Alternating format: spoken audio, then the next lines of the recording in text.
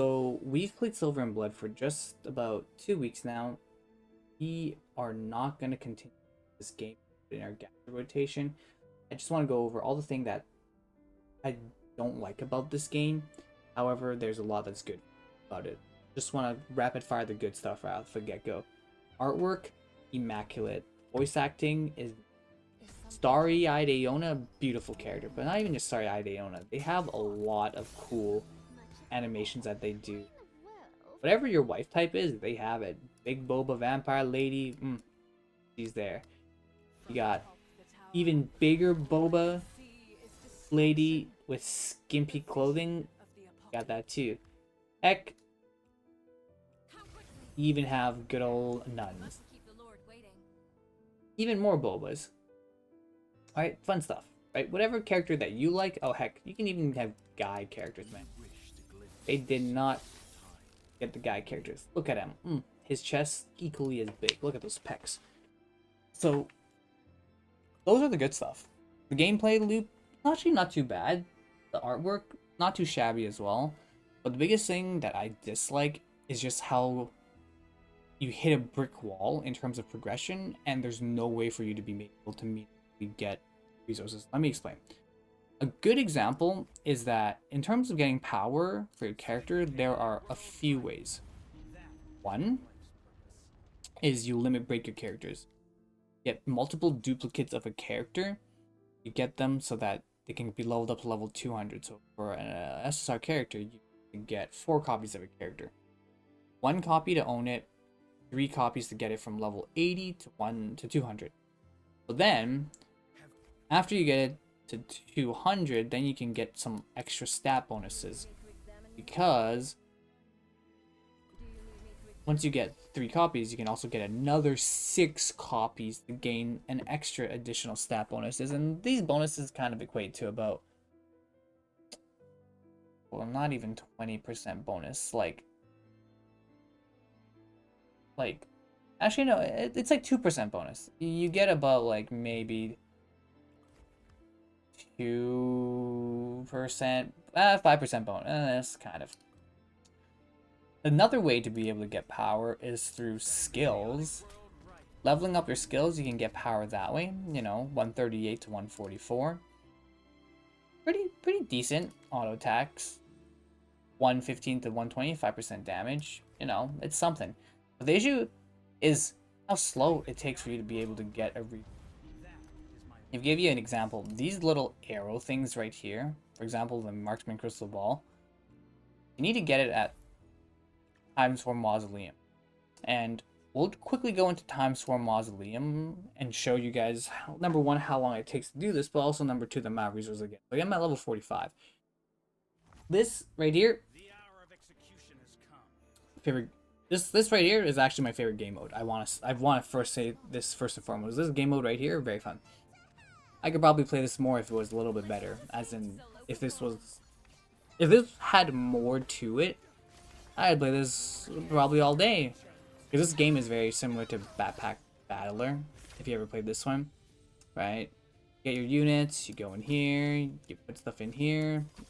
Super simple. Amazing. Love it. The only issue is that this game mode takes about 6 minutes to do, and you can't farm it either. It's not a game mode that you can farm, but because it's a game mode that you can't farm, it's also the game mode that's going to be hindering your progress the most. So this game mode has your skill resource that you need to upgrade your character. And the issue is that it actually is really hard to grind for it properly. Oh, I probably put that really bad. Actually, no, we're okay. Okay, yeah. So once we've done with this, I'll show you what I mean by the slow progress of characters. But I do want to go over a couple more things. Okay, this game is very unforgiving when it comes to hitting the wall on progression. So currently, my characters are sitting at level 105. Level 105. Each day, assuming that I only play the game once and I refresh my resources 3 times daily, what that equates to is it equates to about 18 hours worth of resources that I'm getting. Or that I could be getting. 18 hours. Now, with 18 hours of waiting, because that's going to be your main way to get resources in the game, is by just AFKing, like AFK Arena, and wait. With 18 hours of waiting, you will get... with 18 hours of waiting, you will get about 1 level's worth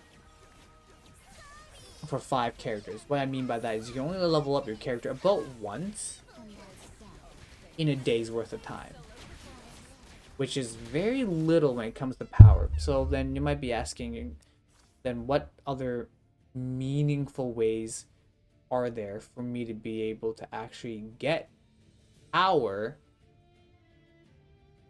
to my character? The problem is that there isn't really many main ways. The reason why I say that is because equipment in this game is terrible. Because, give you an example, an actual piece of equipment for me right now, say for example a body piece, gives my character about 4,000 HP. My character's total HP before that piece of equipment is 60,000, which basically means that piece of equipment is giving me 0.5% extra stats, which is super. Like what I mean by that is it's super little. It's like my character is basically getting nothing, which is kind of insane when you think about it. To have a piece of equipment give only 0.5% extra stats is insane. If we take a look at a game such as Honkai Star Rail Genshin Impact, the gear has a major effect on how your character plays. Major, massive character. Don't get me wrong, this game does have those kind of benefits. The issue... The heck? Get away. The issue is that the stat bonuses are so negligible. For example, currently at level 100, a headpiece for me takes about 500, gives about 500 HP, and like a set bonus or a faction bonus gives an extra 30% stat. So that 500 HP becomes, becomes like what, 650 roughly. So I get a stat bonus boost of like what, 200, and 200 extra health on a character's pool of 60,000 is 0.02%. Like, that's insane. Like, that's insane when it comes to stat bonuses. And that's kind of like the thing that kind of bugs me, is that the game really doesn't like giving you power. And I don't like understand why. Because, like, right now I'm playing this game. Gameplay loop is like whatever. Oh Jesus. Yeah, gameplay loop is kind of whatever for now. But this is the most brain stimulating thing that I've gotten right now. Everything else is pretty much already done and tried and true. This is the only part where there's like a little bit of strategy involved. But even then, we've already kind of maxed out, right? This game mode had 8 minutes. This took me about, I want to say 5 minutes. Yeah, like 5 minutes to be able to do this. And once we claim the resources, it will kind of drive home the fact that this game just really doesn't like giving you resources to be able to progress to the game. do this. I'll play this game out manually. I'm just gonna dump all my damage onto them and just, well, hopefully make it so that this thing is faster. This. Slam 2 bodies there. Beef up their damage. Put that there. Put that there. Oh, we're almost there. And should be dead. Right about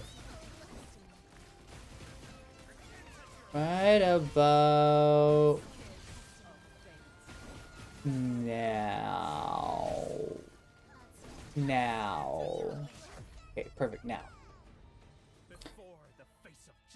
Okay, let's show you our resources. So we're gonna gain these resources. So the total rewards we get is, well, 6 of these balls, 36 of these, 84 of these. Okay, note that in mind. 84, 36, 6. These are used to level up your skills. John, Hanio, you might be wondering, how much does a skill cost? Well, let's take a look. For me to level up a skill from level 4 to 5, by the way, this is the first time that we're using these resources. Your ultimate takes 40 arrows, 120 of these, 84 of these. So it basically means I need 3 days worth. Yeah, no. It basically means I need 3 days worth to get this. But let's not worry about ultimate. Let's just worry about this. This is the one I didn't know. So you get about 30 of these and like 80-ish of these. So for me to be able to upgrade this, it takes me about like 4 days to get the resources. But the biggest elephant in the room is these marksman crystal balls. So as you can see, the marksman crystal balls, I need 20 for a normal skill and I need 40 for a ultimate skill. And with the items that we got, you're going like, oh, John Panio, we can get 6 arrows, right? Right? We can use 6 of these and get 6 arrows. So that just means like every, 4 days I can level up a skill? No. These are all random. Out of 6, I got 1 arrow. Great. What does that mean? That means that each day I'm able to get 1 arrowy duties right here. 1. 6 days. On average, 6 days to get 1 of these things. Just to upgrade it. That's insane. 6 days just to get 6. 6 days to get 6. That means I need almost a month to level up 1 skill. And the damage boost I get is 5%. Buddy, if I'm grinding for 6 days to level up a skill, I need to be getting at least like 200% damage increase or 50% damage increase or something massive. But is there any other way to farm these? Yeah, technically Bloodshop.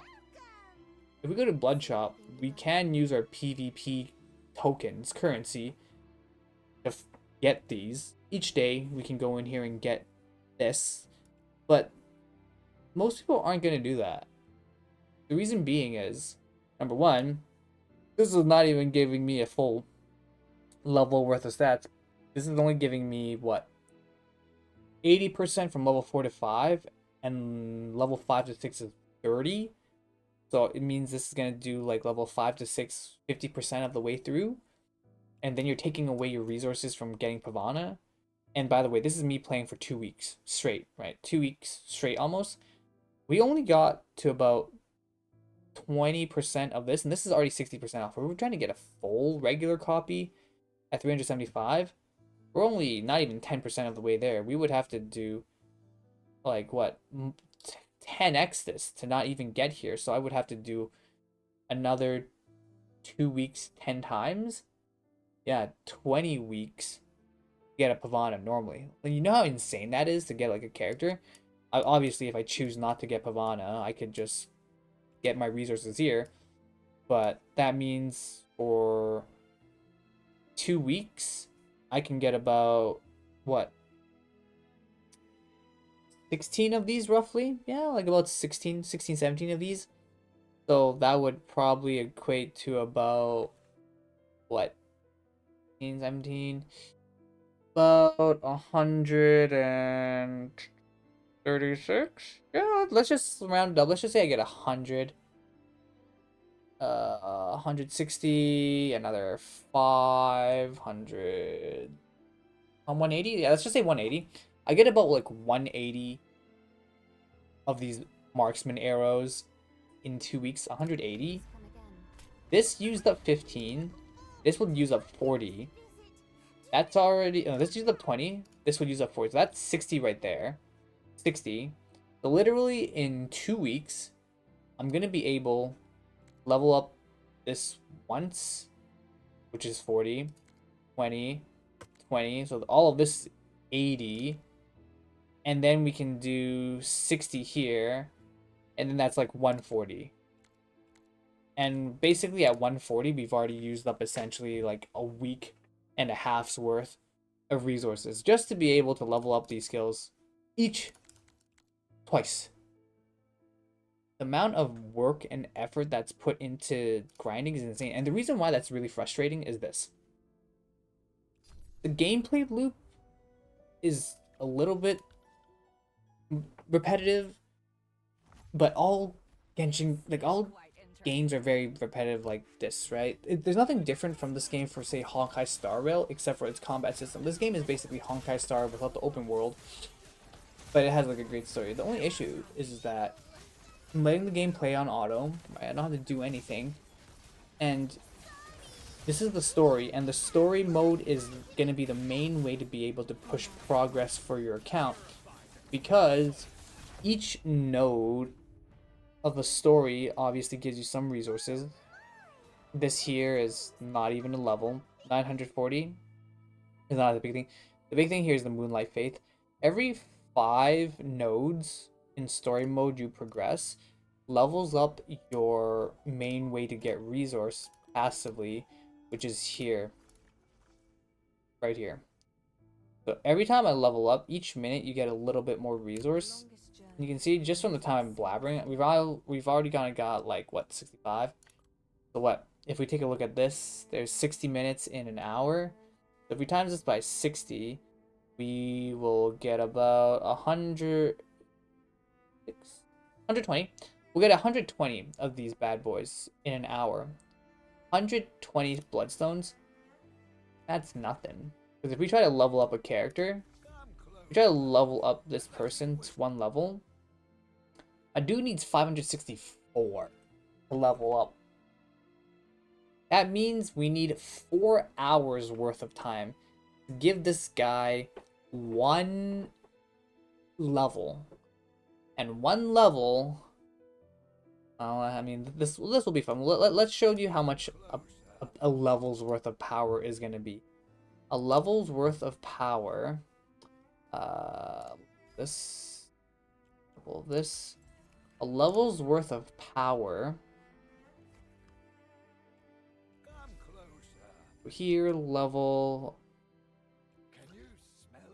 69 to 6727. Level's worth of power is like 0.5% extra stat bonus. That, in the whole grand scheme of thing, is nothing. And that's kind of the one thing that I really don't like about this game, is because the gameplay is super repetitive, with not a lot of good rewards. With Honkai Star Rail, Epic 7, or whatever other gacha games you want to play, gear actually plays a very important part of a character, because you can play around with its builds, different passives, different playstyles for characters. Non-existent here. The only difference is if I say go here. Well, no. If I go here. See. Oh. Oh, actually here. Let me find it. It's over here. If I say, for example, go over to a tank character. Gun equipment. Gun helmet. I'm going to replace it. I'll replace it with this one. Yes, this one has stat bonus. You can see that this one, if this character was a church character, he gets an extra 30%, which is amazing, right? Extra 30% stats. This character is already getting it. So he went from like, what, 400, I think, to getting 172. Yeah, 172 worth of extra health. HP. You saw this guy? This dude has like 60,000 health. What is an extra 172 HP gonna do? It's like 0.02% of his health. It's like nothing, right? That's why this game just doesn't feel that great to, to progress, because even though the game is very, very generous with its gacha pull, don't get me mistakenly wrong, this game is very generous. It's 4% for its SSR pulls. We can see there's a big pool of SSR pulls. And not only that though, to fully max out a character, you need to have at least 4 copies to max it out normally. Obviously, there's a way to get around limit breaking it, because like I said, even though his level cap is level 80, if you do it the transfusion system over here, by having 5 of your strongest character, it takes the lowest level of these 5 and it brings them up. Even doing that is not enough, because all these characters are equally weak, because equipment doesn't give you a lot of power. And even if you were to upgrade equipment, it's not worth it, because you can already see here, the span of 2 weeks, we've gone through 1, 2, 3, 3 different replacements for gear already. And by the way, the amount of resources you put into a gear like this does not transfer over, right? It does not transfer over. You can kind of see I level it differently, different tiers. It's no good. It's no good. And that's basically my biggest complaint. I would say that if number 1, the gear was a little bit more fun to play around with, and if there was a way to farm gear properly, then we would be able to build different sets, experiment with different builds. That would be a lot more fun, because then you can actually max and play the game a little bit differently. Adds a little bit of, what's the word, creative freedom, because right now there isn't really any creative freedom to be able to build outside of just playing around with characters. You have a lot of characters to play with, we don't really have any ways to build them differently. It's literally just, this person wants to build more damage. How do you get more damage? Well, technically with equipment, but you don't want to level them up because it's a kind of a waste of resource. And you also can level them up with skills, but it's also a bit of a waste of resource, because it takes so long to actually get the resources required to level up your character. Not only that though, the only way to be able to have true meaningful progress in the progression of your account is by doing the story mode, because you need to unlock your blood moon ritual. So for every 5 nodes you complete, you level up to the next level, and this number goes up a little bit, just a little bit, right? Ultimately, the game feels like it should be a gacha that should only realistically take you about 5 to 10 minutes to do with dailies. This is a game that is really offensive with your time. It takes me about, I want to say, 40 minutes to do everything, to push through the story as much as I can, level up my characters, push through the story, do my dailies, do this whole shenanigans, the PvP, One Infinite Abyss, daily raids, Timeworn Mausoleum. Basically, each of these all add up time, and for the amount of time I'm putting into it, it just doesn't feel very rewarding. It just doesn't. With that being said, though, I've definitely realized that with this type of game, even though it has a very specific niche, which is kind of your gothic, Gunner, Castlevania aesthetic, it just not fun to play with long term. Story, great. Character design, immaculate. Voice acting, top notch. Just gameplay, though, nothing else to do. There's no open world to explore. There's nothing to do. This is just kind of it. Ultimately, Silver and Blood is a game that just feels very much like Raid Shadow Legend in terms of gameplay loop. I'm sure this game will do very well, because oh my gosh, in terms of monetization, this game really wants you to spend money, right? It really wants you to spend money. It's like 400% value, 400%, 650% value. Like, yeah, man, like tons of value. You gotta get it. But ultimately, though, that's just marketing. I'm not gonna rag on how they market the game, because that's just on them. It's a beautiful game. It's a beautiful game. It's just the progression is so slow. The gearing is so bland. the gameplay loop just not rewarding at all. The story's nice though. Storytelling, very nice. Really like the story, but just not enough to keep me in the game for long. But yeah, that's just the video. If you guys have any questions, comments, concerns, let me know. Please tell me what you guys think. Do you love this game? Do you hate this game? I like this game for the story. I wish this was a game that I would want to play more of. Maybe in the future I'll come back to when there's a lot more updates, because I will say it is technically speaking a brand new game, so this is definitely in early days. But yeah, no, unfortunately this is a game that I'm just gonna have to drop for now because I want to play other games that is just more fun. Anyways, John Panio, signing up. I'll see you guys in the next video. Talk to you later. Bye bye for now.